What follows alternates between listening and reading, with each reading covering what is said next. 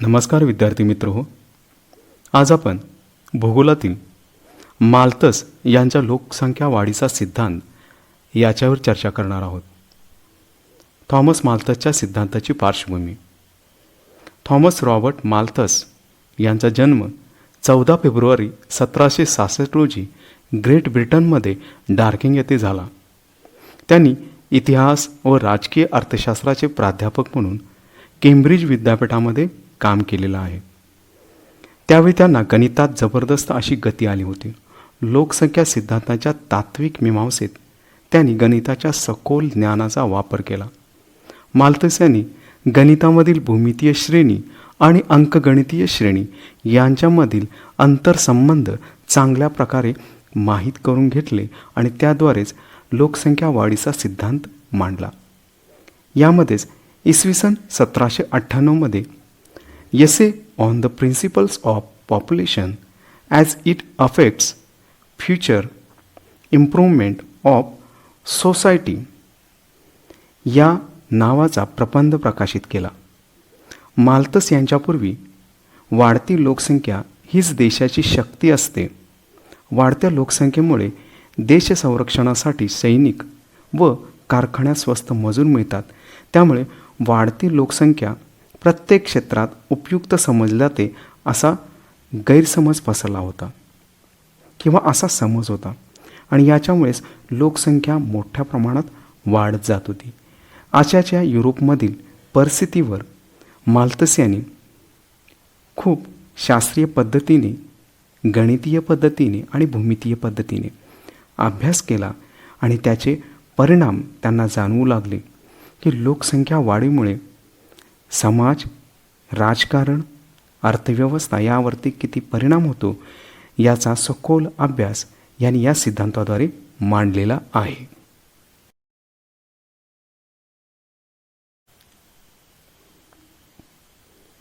सिद्धांताच्या मागे 1-2 कारमीमांसा माल्थस यांनी मांडलेल्या आहेत. त्यामध्ये पहिलं आहे, सर्व समस्यांचे मुख्य कारण म्हणजे वाढती लोकसंख्या, आणि दुसरं आहे दुःख व दारिद्र्य यांच्या मुळाशी वाढती लोकसंख्या. या 2 कारणावरूनच हा सिद्धांत त्यांनी मांडला. ही कारणं शोधताना संपूर्ण युरोपमध्ये त्यांनी आर्थिक बाजू, सामाजिक बाजू आणि राजकीय बाजू या सर्वांचा अभ्यास केला आणि त्यानुसार ही 2 कारणं त्यांना उमगली आहेत. त्यातलं पहिलं म्हणजे सर्व समस्यांचे मूळ कारण म्हणजे वाढती लोकसंख्या. तत्कालीन इंग्लंडच्या परिस्थितीमध्ये इंग्लंडमध्ये अन्नधान्याची टंचाई निर्माण झाली होती. शेती जुनाट पद्धतीने केली जात असल्यामुळे कृषी उत्पन्न कमी होते. समाजात धार्मिक विचारसरणीचा पगडा मोठ्या प्रमाणात होता. परमेश्वर मानवाचे रक्षण व कल्याण करतो अशी त्यांची श्रद्धा होती. अन्नधान्याच्या किमती वाढत होत्या. बेकारी, दारिद्र्य, रोगराई, मारामाऱ्या, सामाजिक कलह वाढले होते. यांचे कारण वाढती लोकसंख्या आहे याची जाणीव तत्कालीन समाजाला नव्हती. माल्थस यांनी सर्वप्रथम या सर्व गोष्टी या उजेडामध्ये आणल्या आणि या प्रत्येक समस्येमागचं मूळ कारण वाढती लोकसंख्या आहे हे त्यांनी प्रतिपादन केले. त्यानंतर दुसरं आहे दुःख आणि दारिद्र्य यांच्या मुळाशी वाढती लोकसंख्या. दुसरे कारण म्हणजे इसवी सन 1793मध्ये गॉडविनने राज्यसंस्था हीच लोकांच्या दुःखाला व दारिद्र्याला कारणीभूत असते असे प्रतिपादन केले होते. पण या सिद्धांतामार्फत आणि अभ्यासाच्या मार्फत माल्थस यांनी या गॉडविनच्या विचाराला विरोध केला आणि दुःख, दारिद्र्य यांच्या मुळाशी वाढती लोकसंख्या आहे असे विचार जगासमोर मांडण्यासाठी लोकसंख्या सिद्धांत हा त्यांनी मांडला.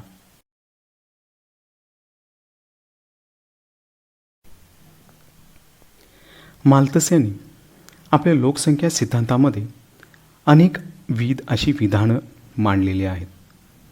एक संशोधक म्हणून माल्थस यांनी किती खोलवर विचार करून आपल्या लोकसंख्या सिद्धांताची मांडणी केली आहे हे पाहणे खरोखरच उद्बोधक ठरणारे आहे. यासाठी त्यांनी केलेली पुढील विधाने किती अर्थपूर्ण आहेत याची प्रचिती आपणास जरूर येईल. त्यामध्ये पहिला आहे ते म्हणजे स्त्री पुरुषामध्ये जे लैंगिक आकर्षण असते, हे लैंगिक आकर्षण हे अनंत काळापासून आहे आणि चिरकाळापासून आहे. आणि याच्यामुळेच काय झालेलं आहे, लोकसंख्या ही वाढत असते असं त्यानं प्रतिपादन केलेलं आहे. जर आपण पाहिलं प्राचीन काळापासून आधुनिक जगापर्यंत, तर स्त्री पुरुषांमधील लैंगिक आकर्षण आहे, यामुळेच काय झालेलं आहे, लोकसंख्या वाढत जात आहे, याचं प्रतिपादन त्यांनी केलेलं आहे. त्यानंतर दुसरा मुद्दा त्यांनी मांडलेला आहे, सर्व प्राणी, मग त्या प्राण्यामध्ये वन्यजीव आले, पशुपक्षी आले, त्याचबरोबर माणूससुद्धा आला. या प्रत्येक प्राण्याला अन्नाची गरज असतेच. प्रत्येकाला अन्न आवश्यक आहे जगण्यासाठी, हे त्यांनी मांडलेलं आहे. तिसरं कारण त्यांनी सांगितलेलं आहे, अन्न उपलब्धता नेतृत्व करेल आणि लोकसंख्या त्यामागे जाईल. म्हणजे याचा अर्थ, ज्या ठिकाणी अन्नधान्य उपलब्ध आहे, ज्या ठिकाणी मोठ्या प्रमाणात शेती उत्पादन असेल किंवा इतर अन्नधान्याच्या सुविधा उपलब्ध असतील, तर या ठिकाणी लोकसंख्या ह्या काय होणार आहेत, स्थलांतरित तरी होतील किंवा काय होणार आहे, लोकसंख्या त्या ठिकाणी वाढेल सुद्धा, असं प्रतिपादन केलेलं आहे. जर आपण या वाक्याचा जर समजा आपण विचारच केला, तर आत्ता सध्या आपल्या भारत असेल, चीन असेल, तर या ठिकाणी शेती व्यवसाय हा मोठ्या प्रमाणात आहे. अन्नधान्य उपलब्ध पहिल्यापासूनच आपल्या देशामध्ये आहे आणि याच्यामुळेच लोकसंख्या मोठ्या प्रमाणात इथं वाढत गेलेली आपल्याला पाहायला मिळते. त्यानंतर चौथा मुद्दा त्यांनी सांगितला आहे, जेथे अन्न मिळेल तेथे तोंडे निर्माण होतील.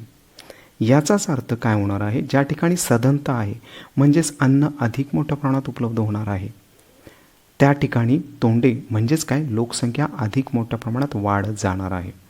जसे की भारत, चीन किंवा साऊथ एशिया जर आपण विचार केला, तर या ठिकाणी अन्नधान्य उत्पादन मोठ्या प्रमाणात होत असते आणि यामुळे इथं लोकसंख्या ही अधिक मोठ्या प्रमाणात निर्माण झालेली आपल्याला पाहायला मिळते. त्यानंतर पाचवा मुद्दा किंवा पाचवं विधान आहे, जेथे अन्न उपलब्ध तेथे लोकसंख्या न चुकता वाढेल. पहिले दोन जे काही तिसरं आणि चौथं विधान होतं, त्याच्या संदर्भातीलच हे पाचवं विधान आहे. म्हणजे ज्या ठिकाणी अन्न उपलब्ध आहे, अन्न मोठ्या प्रमाणात उत्पादित केलं जातं आहे, तर त्या ठिकाणी निरंतर सतत चिरकाल अशी लोकसंख्या काय होणार आहे, वाढतच जाणार आहे, वाढतच जाते. जसं की आज आपण संपूर्ण जग अनुभव घेतो आहे की ज्या ठिकाणी अन्नधान्य उपलब्ध आहे आणि लोकसंख्या ही न चुकता वाढत चाललेली आहे, सतत वाढत चाललेली आहे. यानंतर सहावा मुद्दा त्यांनी मांडलेला आहे, मानवी प्रत्युत्पादन जमिनीच्या उत्पादनापेक्षा जास्त आहे. म्हणजेच काय, मानवी प्रत्युत्पादन, मानवी लोकसंख्या हे वाढीचं जे काही प्रमाण आहे ते जमिनीच्या जे काही शेती उत्पन्न आहे त्या उत्पादनापेक्षा जास्त आहे. जसे की एका जमिनीमधून किंवा एका शेतीमधून यावर्षी उत्पन्न मिळालं 100 टन, तर 200 टन होण्यासाठी किमान त्यांना 10-20 वर्षे तर लागतील. पण या ठिकाणी असं नाही आहे, दरवर्षी लोकसंख्येची वाढ अधिक मोठ्या प्रमाणात होत चाललेली आहे आणि या लोकसंख्या वाढीमुळेच काय झालेलं आहे, मोठ्या प्रमाणात अनेक समस्याही निर्माण झालेल्या आहेत. तर याचं प्रतिपादन इथं त्यांनी केलेलं आहे. त्यानंतर लास्टचा मुद्दा आहे तो म्हणजे परमेश्वर बाळाला जन्माला घालतो त्यावेळी फक्त तोंड आणि पोटच देतोय असं नाही आहे, तर त्या ठिकाणी 2 हातसुद्धा देतोय. ओके, मग यानुसार बघा, म्हणजेच काय, तर परमेश्वर बाळाला जन्माला घालीत असताना त्याला फक्त 1 तोंड आणि 1 पोट देतो असेच नसून त्याबरोबर 2 हातसुद्धा दिलेले आहेत. अडचणीला येथून सुरुवात होते की तोंडाचे अन्नग्रहण करण्याचे कार्य उपजतच सुरू होते, मात्र नोकरी, व्यवसाय हे काय करतो आहे आपण, किंवा एखादे काम, या दोन्ही हातांचा वापर करून काय करायचं आहे आणि यामुळेच काय होतं, आपण काय म्हणणार आहोत, पोट भरणार आहोत. ओके, म्हणजेच याचा अर्थ भलेही समजा तोंड दिलं असेल, पोट दिलं असेल, याचाच पद्धतीनं आपल्याकडे 2 हातसुद्धा दिलेत आणि या 2 हातांनी कार्य केलं, काम केलं आणि जी उपलब्ध साधनसंपत्ती आहे त्याचा वापर करून घेतला तर प्रत्येकाला अन्न मिळणार.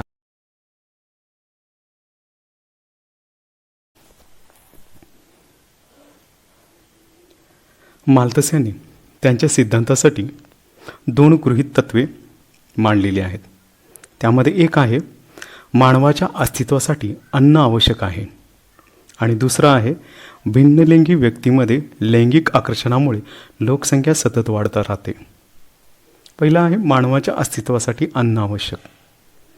माणूस जर या पृथ्वीतलावरती राहायचा असेल तर त्याला अन्न ही पहिली त्याची गरज आहे, प्राथमिक गरज आहे. अन्न असल्याशिवाय माणसामध्ये शक्ती येणार नाही आहे, तो या पृथ्वीतलावरती जगू शकणार नाही आहे, या पर्यावरणामध्ये तो राहू शकणार नाही. त्यामुळे अन्न आवश्यक आहे. आणि दुसरी गोष्ट आहे की भिन्नलिंगी व्यक्तीमध्ये लैंगिक आकर्षणामुळे लोकसंख्या सतत वाढत राहते. याचाच अर्थ काय आहे की मानवाचं प्रजोत्पादन जे आहे ते भिन्नलिंगी व्यक्तीमध्ये लैंगिक आकर्षण असल्यामुळेच होत असते आणि त्यामुळेच लोकसंख्या ही सतत वाढ होत आलेली आपल्याला पाहायला मिळते. आणि त्याचमुळे आत्ता जगाने 800 कोटीचा टप्पा गाठत आलेला आहे. ओके, तर यानुसार त्यांनी काय केलेलं आहे, 2 तत्वे म्हणजेच गृहीत तत्वे मांडलेली आहेत. माल्थस यांच्या लोकसंख्येच्या सिद्धांताचे स्वरूप. माल्थसने लोकसंख्येचा सिद्धांत सविस्तर आणि गणित स्वरूपात मांडला. त्या सिद्धांताला माल्थसचा सिद्धांत असे म्हणतात. माल्थसने आपल्या सिद्धांताचे विवेचन एकंदर 5 मुद्द्यांमध्ये केले आहे. पहिल्या 3 मुद्द्यांमध्ये लोकसंख्या का व कशी वाढते, अन्नधान्याचे उत्पादन कसे मागे पडते, याचे परिणाम काय होतात याची चर्चा केली आहे. तर शेवटच्या 2 मुद्द्यांमध्ये वाढत्या लोकसंख्येवर काय उपाय सुचवले जातात किंवा सुचवलेले आहेत याचं प्रतिपादन केले आहे. आणि या सिद्धांताचा एक ग्राफिकल व्ह्यू म्हणून आपण समोरचा हा जो ग्राफ बघतोय तो आहे. यामध्ये एक्स अक्षावर अन्न पुरवठ्यामधील वाढ दर्शवलेली आहे, तर वाय अक्षावर लोकसंख्येतील वाढ दर्शवलेली आहे. आणि या ग्राफमधून आपल्याला असं दिसते की अन्नधान्य पुरवठ्यातील वाढ 1, 2, 3, 4, 5, 6 अशा गणितीय पद्धतीने होताना दिसते. तर लोकसंख्येमधील वाढ ही 1, 2, 4, 8, 16, 32 अशा पद्धतीने भूमितीय पद्धतीने झालेली आपल्याला पाहायला मिळते. आता सिद्धांतांचं विवेचन. यामध्ये 5 मुद्दे आहेत जे समोर आहेत. त्या 5 मुद्द्यांचे 2 विभागात विभागणी केलेली आहे. तो म्हणजे पहिला आहे लोकसंख्या वाढ कशी होते, त्यामध्ये 3 मुद्दे मांडलेले आहेत. आणि दुसरा विभाग आहे वाढत्या लोकसंख्येला उपाययोजना ज्या आहेत आणि त्यामध्ये 2 मुद्दे मांडलेले आहेत. तर पहिल्या मुद्द्यामध्ये लोकसंख्या वाढ कशी होते याच्यावर विवेचन केले. त्यामध्ये पहिला आहे लोकसंख्येची वाढ भूमिती पद्धतीने होते. म्हणजेच काय, भूमितीय श्रेणीने होते. प्रत्येक आकडे दुप्पट होत जातात. म्हणजेच उदाहरणार्थ 1, 2, 4, 8, 16, 32, 64 या पद्धतीनं प्रत्येक आकडा हा दुप्पट होताना दिसतो. आणि प्रतिवर्षी म्हणजे प्रति 25 वर्षांनी लोकसंख्या ही दुप्पट होताना आढळते असं त्यांनी प्रतिपादन केलेले आहे. त्यानंतर दुसरा मुद्दा आहे अन्नधान्य वाढ गणितीय श्रेणीने होते. आता ही गणितीय श्रेणी म्हणजे काय, तर उदाहरणार्थ 1, 2, 3, 4, 5, 6 म्हणजे आकडे दुप्पट होत नाही आहेत. संत गतीनं अन्नधान्याच्या पुरवठ्यामध्ये आणि साधनसंपत्तीच्या उत्पादनामध्ये वाढ होताना आढळते असं त्यांनी प्रतिपादन केले. त्यानंतर तिसरा मुद्दा आहे की भूमिती श्रेणीने वाढणाऱ्या लोकसंख्येला आणि अंकगणितेने वाढणारी जे काय अन्नधान्याची उत्पादने आहेत ती काय होतात, अपुरी पडतात, पुरेशी पडत नाही आहेत. मग लोकसंख्या वाढ व अन्नधान्य उत्पादनात असमतोल निर्माण होतो आणि त्यामुळेच उपासमार, दुष्काळ, बेकारी, दारिद्र्य, तंटे इत्यादी उद्भवताना आपल्याला पाहायला मिळते. त्यानंतर दुसरा विभागामध्ये त्यांनी वाढत्या लोकसंख्येला उपाययोजना काय आहेत हे मांडलेलं आहे, याच्यावर चर्चा केलेली आहे. यानुसार माल्थसच्या मते काही मर्यादेनंतर 2 प्रकारच्या नियंत्रकामुळे लोकसंख्या वाढीवर आपोआप मर्यादा पडतात. लोकसंख्या वाढ रोखणे हे 2 नियंत्रण किंवा उपाय माल्थस यांनी 4थ्या आणि 5व्या मुद्द्यामध्ये सांगितलेले आहेत. त्यामध्ये पहिला आहे नैसर्गिक नियंत्रण किंवा उपाय. आता या नैसर्गिक नियंत्रणामध्ये काय सांगितलं आहे की वेगाने वाढणारी लोकसंख्या व अन्नधान्य उत्पादन यातील असमतोल फार वाढला म्हणजे निसर्गच लोकसंख्या वाढीवर नियंत्रण आणतो. म्हणजे पर्यावरण असेल, निसर्ग असेल, हाच काय करतो, लोकसंख्येवर नियंत्रण आणतो. उदाहरणार्थ जे काही साथीचे रोग येतात, त्यानंतर दुष्काळ पडतो, भूकंप होतो, महापूर येतात, अशा मोठमोठ्या काय झालेल्या आहेत आपत्ती, नैसर्गिक आपत्ती, आणि ह्या आपत्तीमध्ये मृत्यू प्रमाण अधिक मोठ्या प्रमाणात वाढत जाते आणि लोकसंख्या कमी होते. जसं की आत्ता सध्या 2020 किंवा 2019च्या सप्टेंबरपासून जगामध्ये कोरोना या व्हायरसनं काय केलेलं आहे, थैमान घातलेलं आहे. कोविड-19 म्हणून ही महामारी जगजाहीर काय झालेली आहे, जाहीर केलेली आहे, आणि त्याद्वारेच लोकसंख्या मोठ्या प्रमाणात मृत्युमुखीसुद्धा पडत चाललेली आहे. म्हणजे हे निसर्गाचंच एक काय आहे, नियंत्रण आहे लोकसंख्या वाढ झाल्यामुळे. त्यानंतर दुसरा म्हटलेला आहे की प्रतिबंधात्मक उपाय, म्हणजे जे स्वयं माणसाने काय केलेले आहेत, स्वतःच्या बुद्धिकौशल्यावर आणि अभ्यासाच्या जोरावर काय करायचे, स्वतःहून निर्बंध आणायचे. मग यामध्ये मानवाला बुद्धी सामर्थ्य असल्याने काही वेळा निसर्गाच्या नियंत्रणाआधीच मानवी नियंत्रणे कार्यरत होतात. यामध्ये मानव स्वेच्छेने जन्मदरावर बंधने आणतो. या संदर्भात संयम, माल्थसने सांगितलेलं आहे की उशिरा लग्न, नैसर्गिक संयम, ब्रह्मचर्य, विवाहोत्तर संयम इत्यादी गोष्टी सांगितलेल्या आहेत. त्यानंतर ब आहे शिक्षण. या शिक्षणामुळे लोकसंख्येवर नियंत्रण आणले जाते. शिक्षणाच्या प्रसारामुळे लोकांमध्ये लोकसंख्या वाढीवर नियंत्रण ठेवण्याची गरज आहे याची उमज निर्माण झाली. याचबरोबर शिक्षणामुळे ह्या प्रत्येक व्यक्तीचे लग्नाचे वय वाढत जाते आणि त्यामुळेच प्रजोत्पादन कालावधी जो आहे तो कमी कमी होतो किंवा पुढं ढकलला जातो. त्यामुळे शिक्षणामुळे लोकसंख्येवर नियंत्रण येते. आणि तिसरं आहे साधनसंपत्ती. जी काही साधनसंपत्ती आहे, लोकसंख्या ही वाढली तर साधनसंपत्ती जेवढी उपलब्ध आहे त्याचा योग्य वापर, योग्य नियोजन केलं तर प्रत्येकाला अन्नधान्य मिळणार आहे. या पद्धतीनं माल्थस यांनी काय केलेलं आहे, लोकसंख्या सिद्धांत मांडलेला आहे की ज्या ह्या 5 मुद्द्याद्वारे, हे 5 मुद्दे 2 विभागामध्ये आहेत. लोकसंख्या वाढ कशी होते, मग त्यामध्ये त्यांनी 3 मुद्दे मांडलेले आहेत. लोकसंख्येची वाढ भूमिती श्रेणीने, 2 अन्नधान्य वाढ गणिती श्रेणीने, 3 अन्नधान्य पुरेसे पडत नाही. त्यानंतर दुसरा विभाग आहे वाढत्या लोकसंख्येला उपाय काय आहेत, तर त्यामध्ये एक सांगितले की नैसर्गिक नियंत्रण, हे उपाय केलेच जातात निसर्गाकडून. आणि दुसरा आहे प्रतिबंधात्मक उपाय, जो माणूस स्वतः तयार करत असतो किंवा निर्बंध घालत असतो. मग त्यामध्ये संयम, शिक्षण आणि साधनसंपत्तीचा योग्य तो वापर करणे. तर ओके.